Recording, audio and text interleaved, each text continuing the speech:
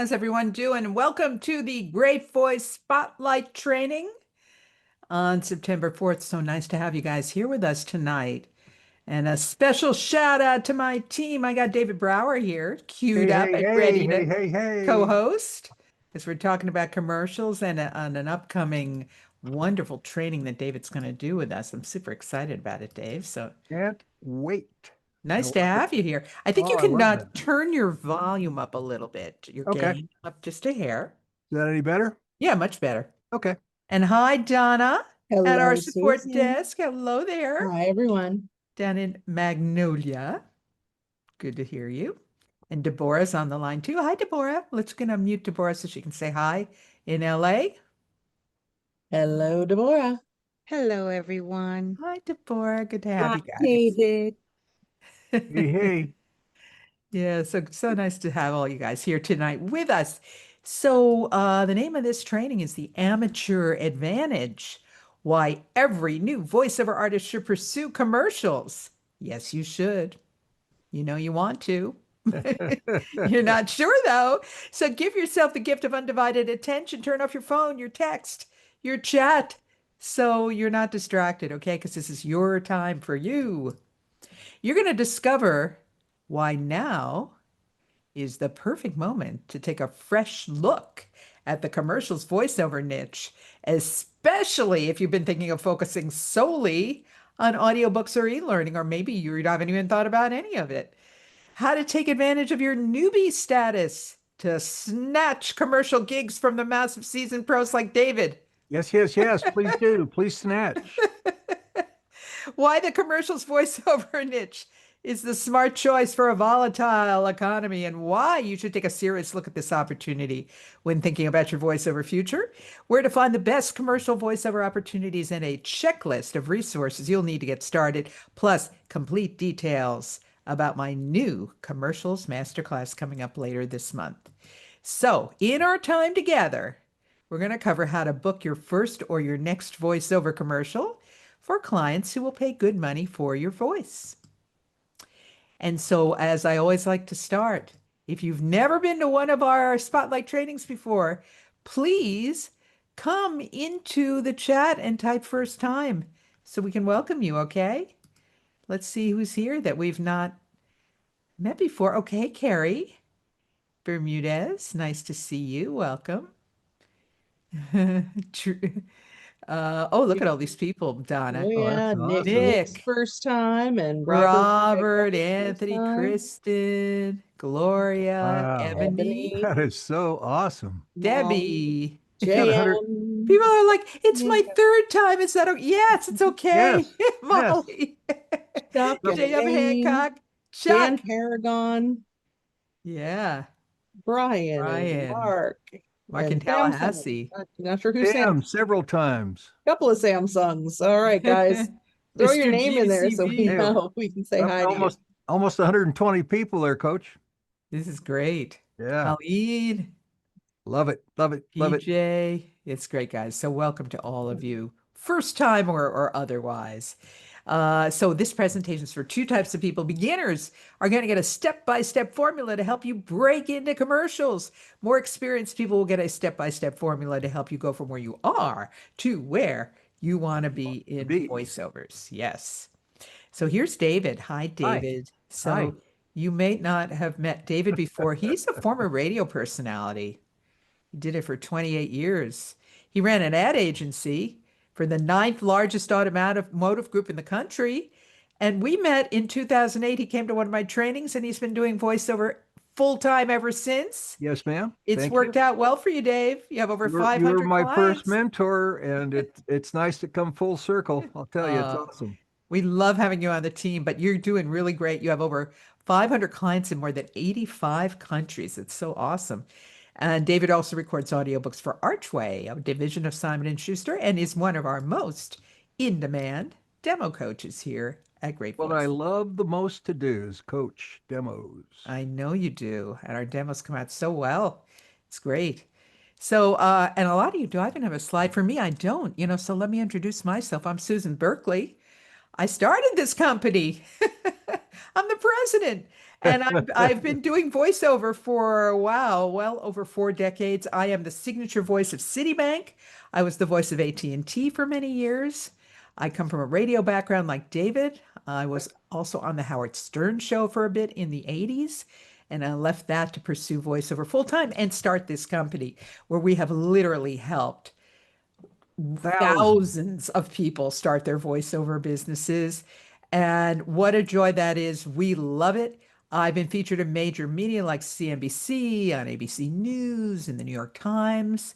But what I love doing the most, like David, is really meeting you guys, working with you, and helping you become successful. That really floats my boat and lights us up. That's why we do what we Absolutely. do here. Absolutely. We do. And okay, so let's talk about why you should take a fresh look at the commercials voiceover opportunity. In the start, it was commercials and it was what they called industrials, David, Yeah. corporate kind of training, and it was pretty standard and boring and all of that. Very much. Um, I'll just give a quick overview. There are really three general types of niches. In my book, I talk about 14 of them. I know you guys all have my book, and I'm so grateful. Otherwise, I wouldn't have invited you here. But I talk about 14 niche markets, but they all fall within three big subcategories. One is the broadcast category, which is commercials. The second is non-broadcast, which is e-learning and corporate and phone systems, anything that is not heard over TV, radio, satellite, anywhere commercials are played. And then the third big niche is audiobooks. And we'll talk about those on different spotlight trainings. But tonight we're focusing in on commercials. Why? It's a giant niche, you guys. I don't have the most recent stats, but in 2023, over $72 billion were spent just on TV and radio ads, David. I mean, that's crazy. It's not. I want 10%. That's all I want. Yeah, me too. But it's not going anywhere. And look at this. Of that money, 31 billion, more than 31 billion was spent on YouTube ads alone. We all know that because they always get in the way, right? When we're trying to watch those videos. Yep. Podcast advertising is the new place. That is up over, it's probably well over 2 billion now, and it's growing. Exponentially. It's amazingly how And fast it's growing. Yeah. unlike the old days when you needed an agent, you don't need one anymore to start working in commercials No. because there's so much online casting. The agents aren't that happy about it, but you can certainly book commercials work without one, Yep. which is terrific. I remember in the old days, David, I used to, because I live outside of New York City, I used to have to literally, we have the word schlep in New York, which means you put your butt on the subway and you're like walking around New York going to auditions and agents' offices and casting directors. And you Oh, guys don't wow. need to do that anymore. None of that happens anymore. You do all of this from home. You don't travel anywhere. So That's that's really great news for you. Well, it's not only that, but as long as you have high-speed internet, you can work anywhere in the world. That's the real joy for me is being able to go visit family and friends or go on vacation or go take a power nap in Georgia or whatever it is.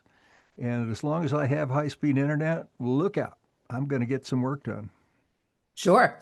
And I travel to Brazil twice a year. I spend Yeah. 6 weeks a year down there, and I'm continuing my voiceover business from there. Nobody even needs to know. So it really is a global business. It's like you said, everywhere has the internet, just about. Yep. So, why are you guys who are brand new, why do you have an advantage? Way back in the day, the first spot I ever booked, David, was a commercial for Purina Horse Chow Oh, wow. because I didn't sound like everybody else because I was so new. So I sounded natural and everybody else kind of had a little overly polished, fakish quality, I guess, but not me because I didn't know what I was doing. And they hired me. Well, that And was the advantage. yeah, this happens because there's a quality of a new voice, which is natural and conversational that you guys have right now. And seasoned pros don't, and it drives us crazy because we're trying all the time, David, to sound more conversational, aren't we? Oh my gosh.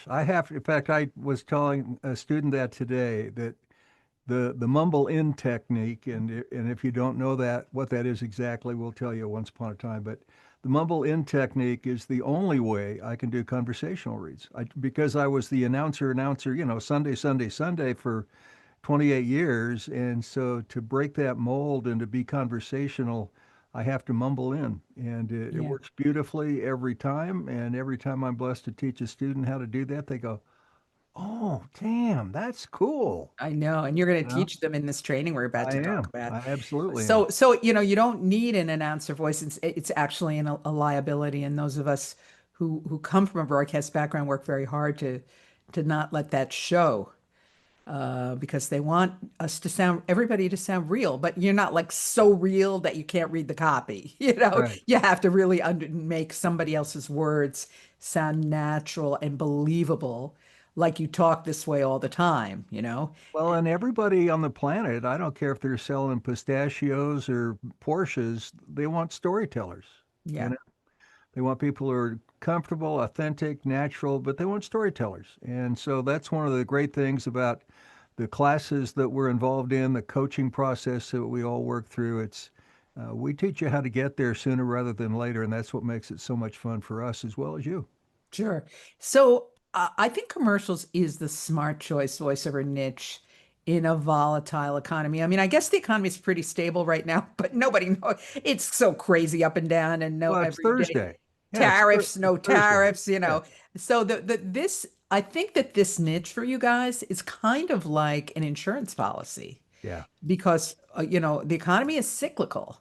One day there will be a downturn and a recession, and then it'll go up again and goes down. But in an economic downturn, brands advertise more to grab market share. Ads are actually cheaper. So people, when the economy is down, people actually advertise more. And you can pick up some great clients, even big clients, because the spots are cheaper for them to buy on TV and absolutely. radio, Yeah, right, Dave? absolutely. That's right. So, Yeah, like I say, go ahead. I mean, what's the inventory, supply and demand? So if they're booked, the ads are expensive. If they're not, the ads are cheap. It's pretty simple. Yeah. And so I hope you guys is this making sense to all of you? Why commercials is a really great niche for you? You see how it is really like an insurance policy. Does it make sense? Yeah. Sean says yes. Nan says, hi, Nan. Just met Nan a few weeks ago. Nan says yes.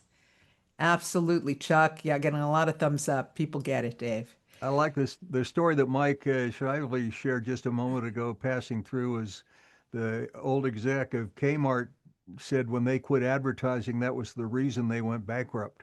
Wow. Yeah. I mean, it's so stupid that Yeah. people do that. They cut their ad rate. Yep. So voice talent do great in recessions. We did fantastic during COVID. I mean, I know it was a terrible Absolutely. time, but there was so much advertising going on, as companies were rebranding and changing their scripts. So it like I say, it's a counter recessionary type of niche, and one that you really want to have is like an insurance policy. You want a commercial demo. You want to know how to do this as it's part of your portfolio. So you can turn to this when you need to. It's not to say you can't also do audiobooks or e-learning. You should, but this is one you really need to take a look at. Absolutely. Yep. And this is America. People love to buy. I don't I mean, shop, I purchase. I purchased. Yes. My boyfriend has said to me, Susan, you are single-handedly saving the US economy There you go. with There your you go. purchases. I used No, to but like to they're, work back in the day when I get employee discounts and I would save more than I made. exactly. But there are more places than ever that run ads. Have you guys seen them on gas station pumps and the backs of taxis? We don't really ride in taxis that They're much everywhere. anymore, but they're everywhere. I've seen them in restrooms. I've seen them. Certainly, they're in YouTube, and they're in the supermarket. Yep, They're big time. in It's called pop radio, point of purchase radio, in the drugstore, supermarket network, pharmacy networks. I mean, on and on and on. Now, where do you find commercial opportunities, David? Well, it's pretty straight ahead. This is one niche where we do audition. Yep. Almost always commercials are booked from auditions. There are exceptions, of course, but almost always. So how do you get auditions? Number one, agents, but number two, you can pay to get auditions. You can subscribe to what we call the pay to play services, which are companies like voices.com and Voice 123 and Badalgo and Backstage Mandy. I'm sure I've forgotten some, David, but there are a Oh, number there's of a these. lot. Yeah, there's a Yeah, lot. a number of these services, and I think it's a good investment for a newcomer because you're really planting your flag. VO Planet is another one, Well, and the thing that I like about them, and especially when I started out, was I could, whether I got a buy or not, my point was that I could audition as often as I wanted for real opportunities. that's No, right. nothing was made up, nothing was fake, nothing was baloney. And I could audition all day long, and my voice skills, my craft improved exponentially because of those pay-to-play sites. And yeah, I recommend them highly for that reason alone. Yeah, and so if you're practicing, you might as well practice, like you're saying, David, in an opportunity where you can where you Absolutely. might actually book something. Yep. So it's great. And then we have Fiverr and we have Upwork. So these are freelance sites. No agents are needed.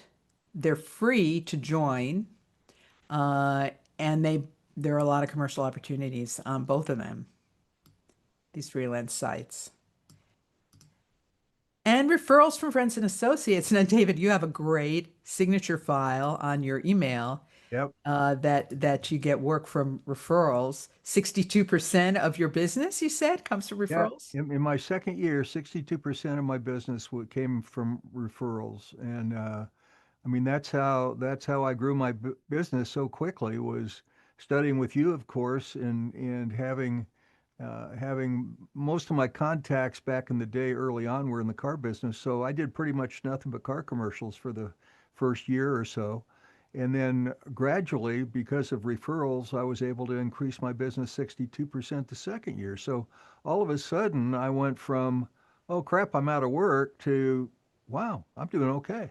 Yeah, You it's know, great. It does grow exponentially. it does. I noticed that in my business as well. Yep. Once you're trusted, then they're telling all their friends and their coworkers, use this guy, use this woman, because they get the job done and they get it done right.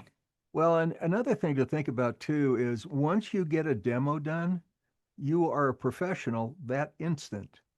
Whether That's you true. booked a gig or not, once you have a professionally produced demo done, you are a professional and you'll present yourself that way, and that will help gain you business as well.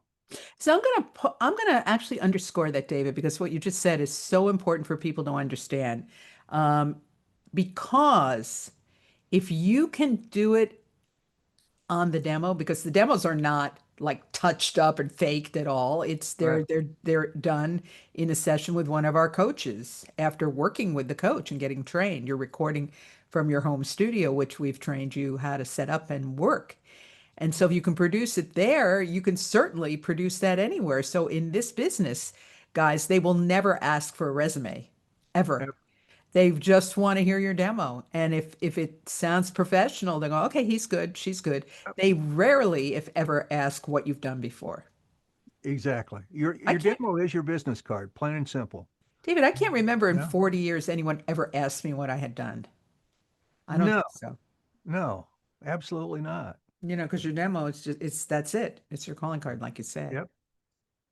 And then you also find contacts on your own, like David did. He went to his house list and started making work. So possible you might have some as well in your network, but these are the one, two, three, four, five ways to get commercial opportunities.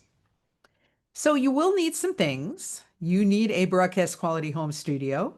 We teach a class, you new people, on how to have and set up a home studio. It is absolutely the foundational training that you must do if you're brand new. And in a moment, we'll give you an opportunity to get that at a bit of a discount. But that studio, actually, you can many people will put it in a closet or on a desk if the room is quiet. There's all kinds of places in your home you can record without spending a fortune. But the microphone is simple, a Yeti or other USB mic. Um, and you can have some inexpensive sound treatment, like even comforters you might have lying around. We teach you what to do with those headphones and free recording software. The whole shebang is going to cost you less than I $300. have one of my grandmother's quilts hanging from the ceiling Oh, over my Grandma, over my workspace. So oh, that's so you can sweet. do soundproofing anyhow, Y- anywhere. Yeah, absolutely. So, well, that's sound treatment. And some people Exactly. live in noisy environments. Another great thing is that software will get rid of noise. So Absolutely. you can treat And that Ron as, Puckett teaches Audacity. I mean, I had never done anything with Audacity before, and so many of my students obviously were doing Audacity. So I took Ron's class, and I'm going, oh my God, he made that so simple. yeah, that's a great And program. So oh, it's a great it, program. it My is. And gosh. we'll talk, and like I was saying, in a moment, you're going to have an Yeah. opportunity to get that at a discount. Yep. You do need a demo. And again, we've done over 1,000 of them in recent history. More than that, probably, Donna. But we'll be talking to you about that when the time is right. And you need to know how to audition, which in a moment you'll get a resource to help you do that. And some courage. You Yep. gain courage in action. And you're by yourself, so it's not like you're even public speaking because no one's looking at you when you're recording. You have to just Still, conjure. it's still nice to get dressed for work, though. Oh, absolutely. Although there are some days. Oh, never mind. Never mind. Yeah, so courage is gained in action. So much fun. So much fun to do this. All right, so let's talk a little bit like ad agency copywriting, David, because that was Okay. your bailiwick years ago. And I love copywriters. I study it a lot because I think it goes hand in hand with what we do as voice talent. So here are three big questions. This is good for all of you guys. This is like a master class in a bottle. Three things you need to ask yourself with every commercial script, and we'll break these down, David. Who's the audience? What's going on with this product? And what's the person's motivation to buy that product? So, audience is really, really important, isn't it, David? Talk No a little bit question. about that from your ad agency. Well, audience is invaluable. I mean, if you're depending on the product, a lot of products you can kind of best guess what the age group might be. Um, but it's zeroing in on who that audience is primarily, understanding that over 50% of women in the country make the buying decisions. So even if you're pitching Ram trucks, you better be targeting some women on that. And then so yeah, audience is crucial because you got to know who you want to talk to, who's going to help buy that product, whatever it may be.